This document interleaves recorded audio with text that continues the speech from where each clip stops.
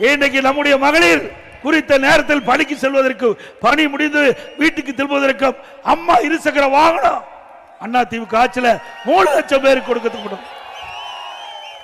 அந்த திட்டத்தை துவக்குவதற்காக பாரத பிரதமர் அவர்களே நேரடியாக தமிழகத்துக்கு வந்து கலைவாணர் அவர்களே இந்த அம்மா இருசக்கர வாகன துவக்க விழாவிலே கலந்து கொண்டு துவக்கி வைத்தார். இந்த ஆட்சியில் அதை கைவிட்டு விட்டாங்க. மீண்டும் அண்ணா திமுக ஆட்சி மலர்ந்தவுடன் 5 லட்சம் மகளிருக்கு அம்மா இருசக்கர வாகனம் கொடுக்கப்படும். ஒவ்வொரு அம்மா இருசக்கர வாகனத்திற்கும் 25,000 ரூபாய் மானியம் வழங்கப்படும்.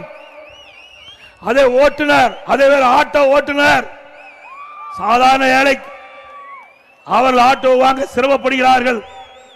அவருடைய கோரிக்கையை ஏற்று அண்ணா திமுக ஆட்சி மலர்ந்தவுடன் அந்த ஆட்டோ ஓட்டுநர்கள் சங்கத்தில் பதிவு செய்யப்பட்ட ஓட்டுநர்கள் புதிய ஆட்டோ வாங்குவதற்கு ஒவ்வொரு ஆட்டோ 75,000 ரூபாய் மானியம் வழங்கப்படும். இன்றைக்கு தாலிக்கு தங்க நிறுத்தப்பட்டு விட்டது. திருமண உதவி திட்டம் நிறுத்தப்பட்டு விட்டது. அண்ணா திமுக ஆட்சி மலர்ந்தால் தாலிக்கு தங்கம் திட்டம் தொடரும், திருமண உதவி திட்டம் தொடரும்.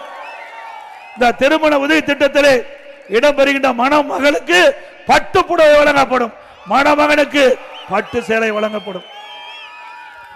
அதோட ஒவ்வொரு தீபாவளி என்றும் நம்முடைய சகோதரிகளுக்கும் தாய்மார்களுக்கும் அருமையான சேலை வழங்கப்படும். கிராமத்திலிருந்து நகர வரை ஏழைகள், வீடு இல்லாமல் இருக்கின்ற ஏழைகளுக்கு அற்புதமான வீடு கட்டி தரப்படும். குறிப்பா நம்முடைய பெண்கள் சகோதரிகள் பணியிலே பணிபுரிந்து கொண்டிருக்கிறார்கள்.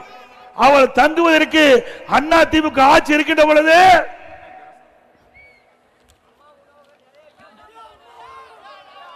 தனியார் அலுவலகத்தில் பணிபுரிகின்ற பெண்களுக்கு சென்னை, மதுரை, கோவை, திருச்சி 10 இடங்களில் அன்னை தெரசா மகளிர் தங்கும் விடுதி கட்டிக் கொடுத்தோம். மீண்டும் அண்ணா திமுக ஆட்சி மலர்ந்தவுடனே இந்த பக்கம் ஐடி நிறுவனம் அதிகமா இருக்குது. அந்த நிறுவனத்தில் பணிபுரிகின்ற நம்முடைய பெண்களுக்கு சகோதரிகளுக்கு விடுதிகள் கட்டி கொடுக்கப்படும்.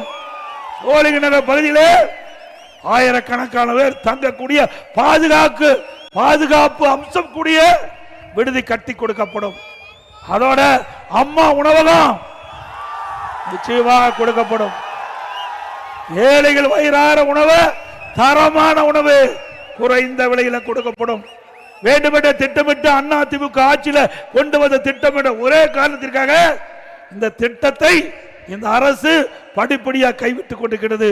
பல இடத்துல அம்மா உணவகத்தை மூடிட்டாங்க. பல இடத்துல அம்மா உணவகத்தில் பணிபுரிந்த பணியாளர்களுடைய எண்ணிக்கை குறைச்சிட்டாங்க. அம்மா உணவகத்திற்கு தேவையான பொருள் முழுமையாக வழங்கல, தரமான பொருள் வழங்கல. மீண்டும் அண்ணா திமுக ஆட்சி வளர்ந்தவுடனே அம்மா உணவகத்துக்கு தரமான பொருள் வாங்கி கொடுக்கப்படும். தேவையான பணியாளர்கள் நியமிக்கப்படும்.